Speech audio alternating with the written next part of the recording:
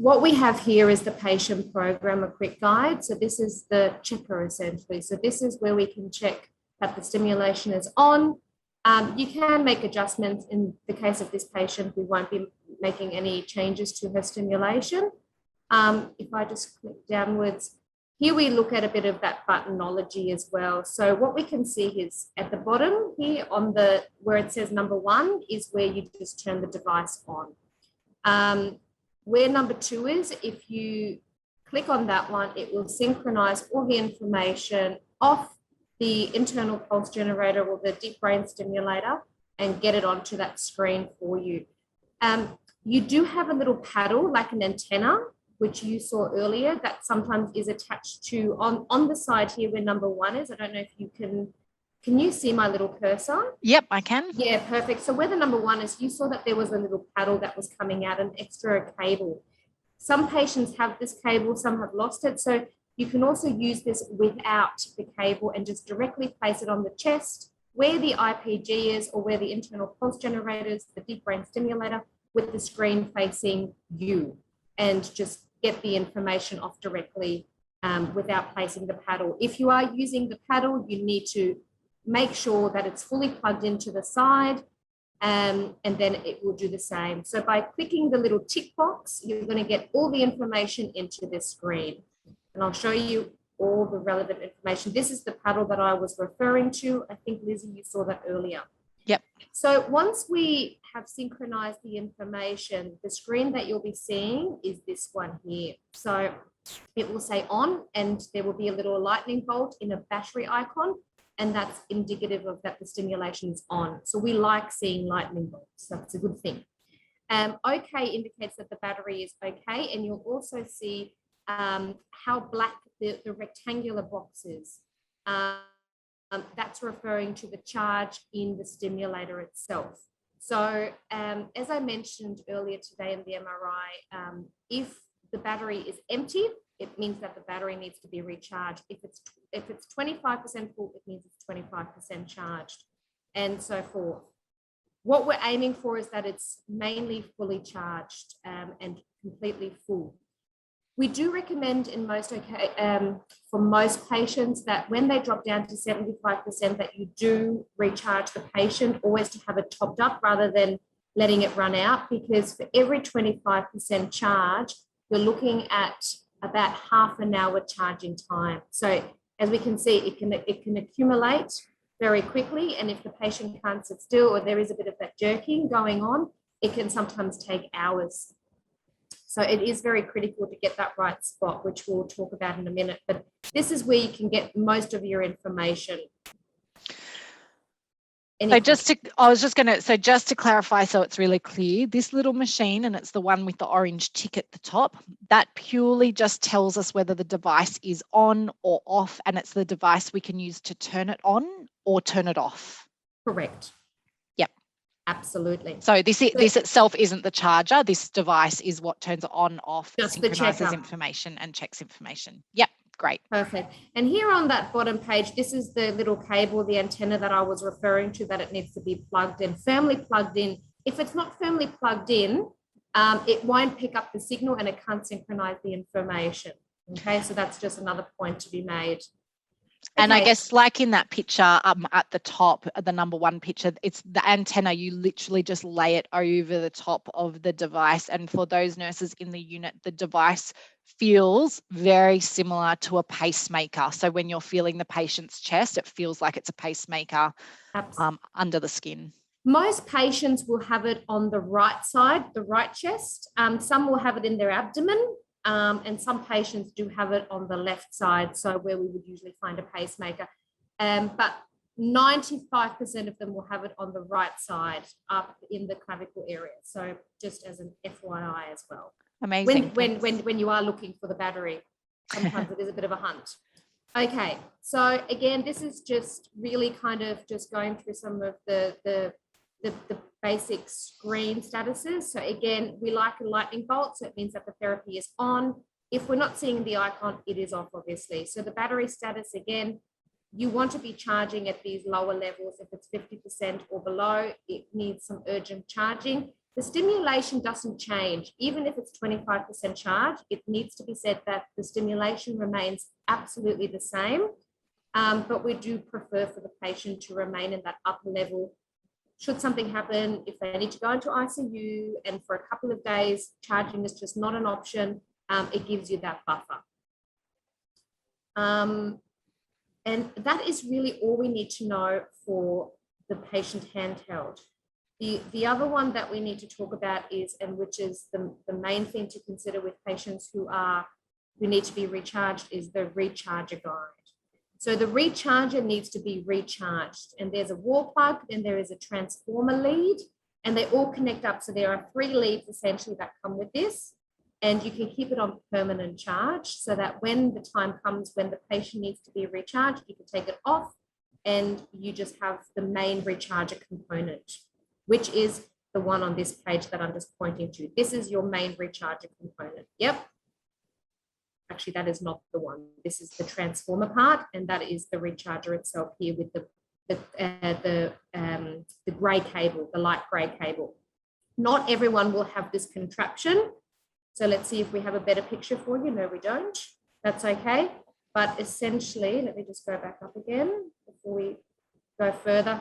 This little paddle here is the important part. These guys are connected, and you will need that to recharge the patient. Okay. So charging time.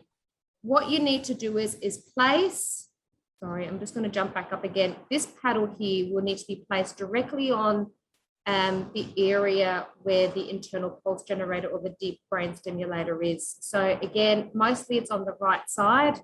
Again, just have a little feel for where it is, and this paddle needs to be directly parallel on the patient's chest. Sometimes you do need to use your fingers first to kind of get a feel for where it is, and we need it to be firmly pressed on top. If the patient needs support whilst the recharging is happening, which I would imagine when they're in hospital, they will need some support, my advice is to use some tape, or if you have a Velcro strap it onto the patient just to support them for the duration of the recharge period. Okay, so what happens is you will click the green button on the recharger and charging will commence. You'll see this little icon here where it has that little timer. This is the icon for the paddle, and it's looking and trying to communicate with the battery in the chest. This might take a couple of seconds. We're talking maybe 5 to 10 seconds, not too long, and then it will take you to this screen. So I'll just talk through a couple of these icons. Again, we'll see that beautiful lightning bolt, which this recharge gives you a lot of information. So if you don't have the patient programmer handy, you could actually use this device solely without even touching the other device, and it will give you all the information that you need. So this is indicative of that the device is on. This is just the audio, not really that relevant. This icon here at the top right is referring to the recharger battery status. So this one is full. The middle line is referring again to the paddle, and it's currently charging up the deep brain stimulator in the brain, and it's 75% charged. At the bottom, and now this is going to be quite important, we've got 8 bars. We are hoping to get anywhere between 6 and 8 black bars. What that means is it's even if it just had 1 black bar, it means it has found the IPG or the deep brain stimulator, and it's charging, but at a very slow rate. 6 to 8 means it's charging at a really good pace, and you're going to get to that full charge a bit faster. And is that to do with parallel contact? So that's just about repositioning that paddle on the chest until you get as many black bars as you can, and then hopefully taping it down to maintain that contact?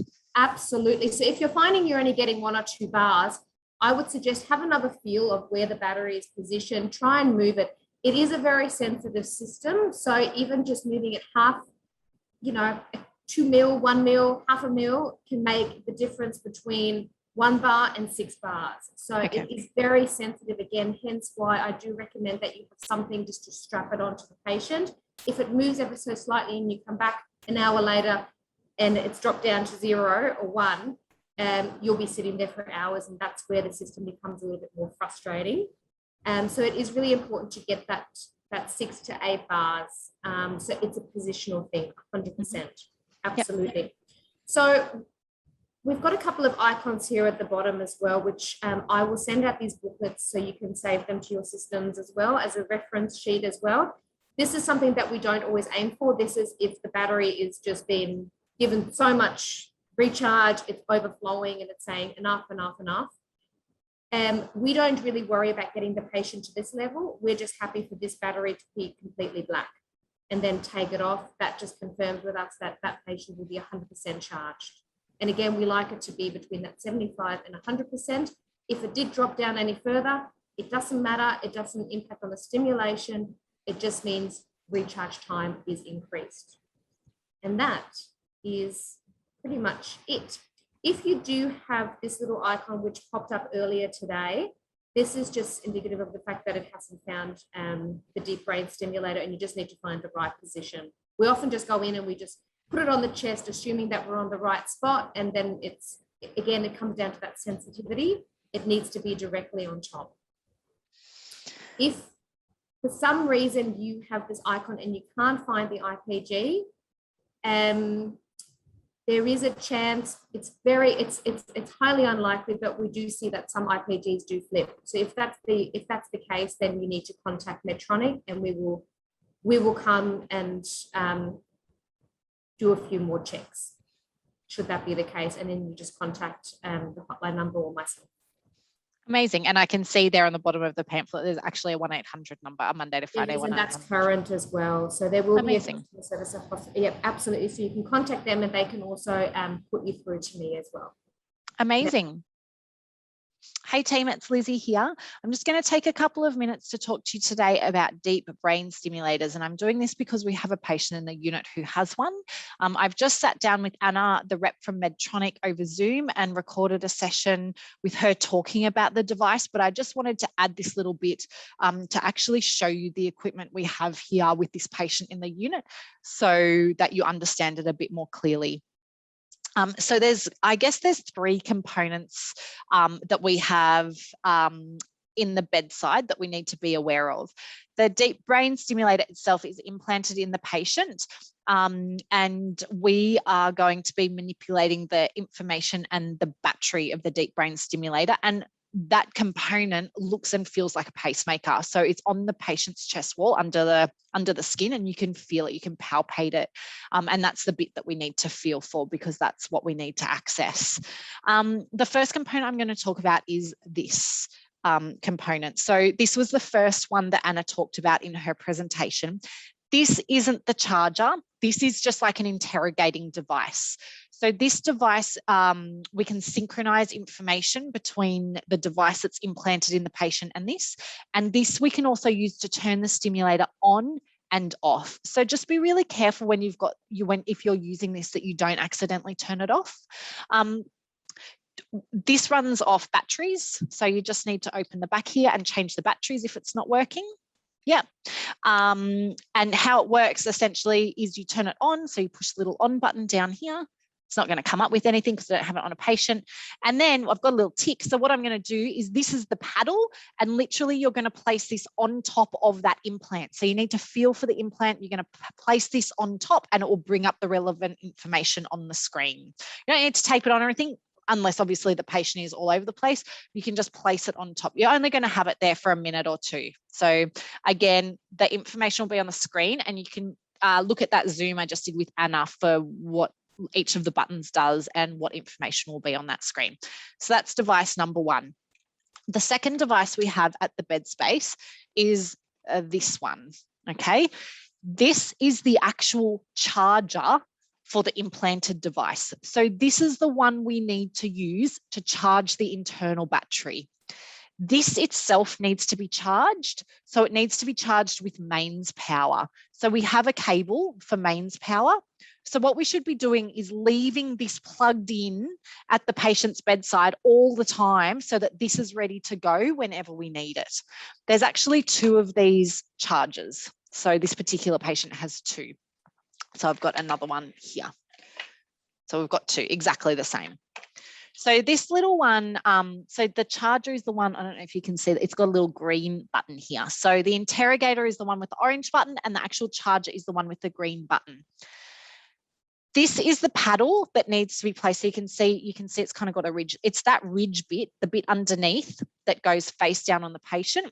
And this is the one that you need to get right over the top of the battery component of the stimulator. And you need to look for the black bars. So again, if you reflect back on that Zoom I just did with Anna, she said you'll have the 8 bars down the bottom. And what we want is between 6 and 8 colored in black. And that refers to the contact of this over the top of that internally implanted device. So you want to try and get those that good contact. Tape this down with some tape. And again, if you've got good contact, it will take about half an hour to do a 25% charge. The less contact you have, the longer it will take to charge. So don't wait till the battery goes flat. You should be charging this once you're down to kind of 75%. Again, if this device itself is flat, you can use it plugged into mains power. Not ideal, but you can do that. Once you've got that on and taped down, you can just rest this anywhere on the bed that is convenient for you. And again, you're just going to, once it's on, you're pushing the green button and that'll indicate, I guess, location. It will indicate that it's charging. It will tell you about the device itself. So I hope that's been helpful. I hope that explains it a bit more. We do need to keep the internal bit charged, and that's the equipment that we use to do it. So thanks. Probably the one other thing to just add is that there is a 1-800 number to ring, which again, you'll see on the last page of that, on the last bit of that Zoom meeting I just recorded. It's a Monday to Friday number. But if you get stuck or you need help, they're obviously, they can put you through to the rep who can help us out. All right, guys.